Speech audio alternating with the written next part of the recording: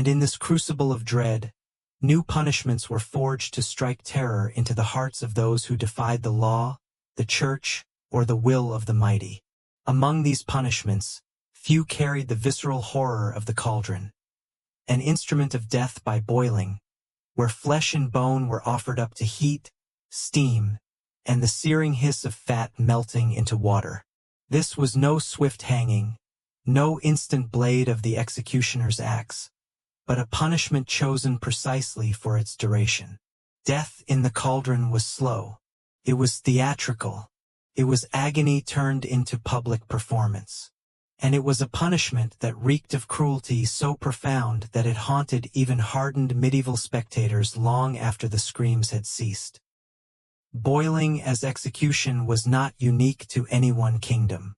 It appeared sporadically across Europe, from the turbulent reign of Henry VIII in England to the blood-stained chronicles of the Holy Roman Empire, and whispered legends in France, Flanders, and even Russia.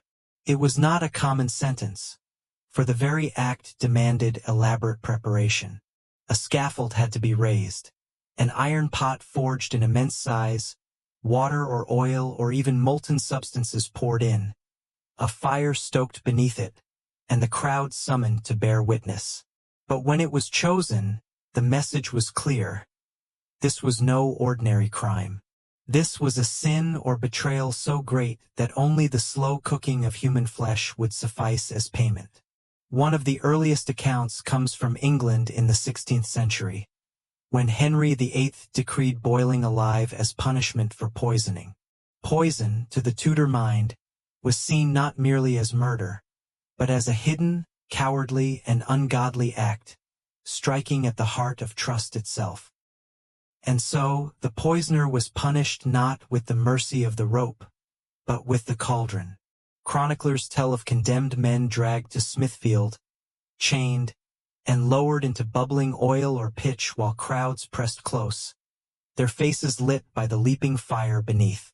Some were cast into the boiling depths in an instant, plunging them into a searing death that lasted only a few desperate seconds. Others, however, were lowered slowly,